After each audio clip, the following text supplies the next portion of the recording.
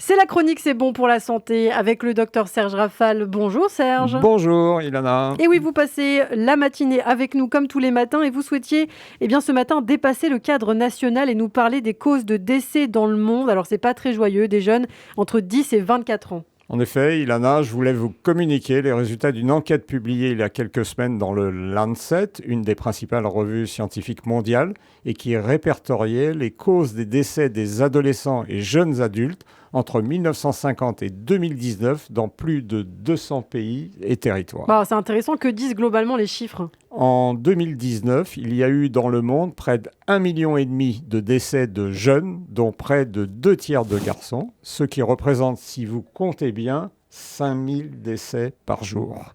Les plus jeunes des ados, 10-14 ans, constituent la population la moins à risque, toutes tranches d'âge confondues. Les causes de décès se répartissent ainsi. Environ 1 tiers sont dus à des accidents de la voie publique, la route, tué 115 000 personnes, les noyades 30 000, des violences, des conflits. Près d'1 tiers sont dus à des maladies transmissibles, nutritionnelles ou liées à la période grossesse-accouchement.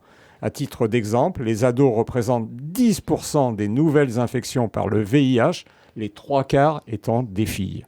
Un peu plus du quart des décès sont dus à des maladies transmissibles.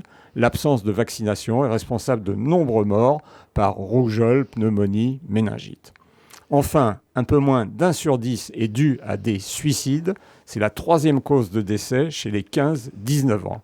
La moitié des troubles de santé mentale se manifestent dès l'âge de 14 ans, mais ils ne sont ni détectés ni bien sûr traités dans la plupart des pays.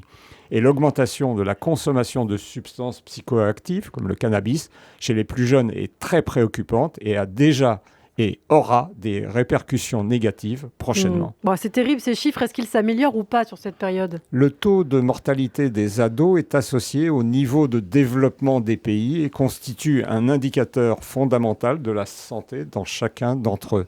La proportion de décès a plus que doublé pendant cette période, mais 2 fois plus chez les garçons que chez les filles.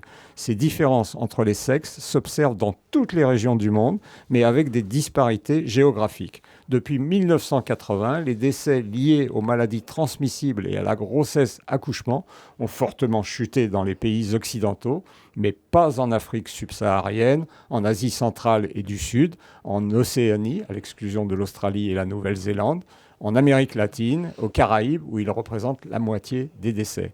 La probabilité moyenne du décès d'un enfant de 10 ans avant l'âge de 24 ans est 6 fois plus élevée en Afrique qu'en Europe. Est-ce que des facteurs spécifiques interviennent? La violence, la pauvreté, l'exclusion, la vie dans des situations de guerre ou de crise humanitaire, le début précoce de la consommation de tabac et d'alcool, les besoins de contraception non accessibles partout, les mariages forcés, l'accès à un enseignement de qualité, le Covid avec ses conséquences, non sur la mortalité immédiate, mais sur l'éducation et l'emploi et la santé mentale.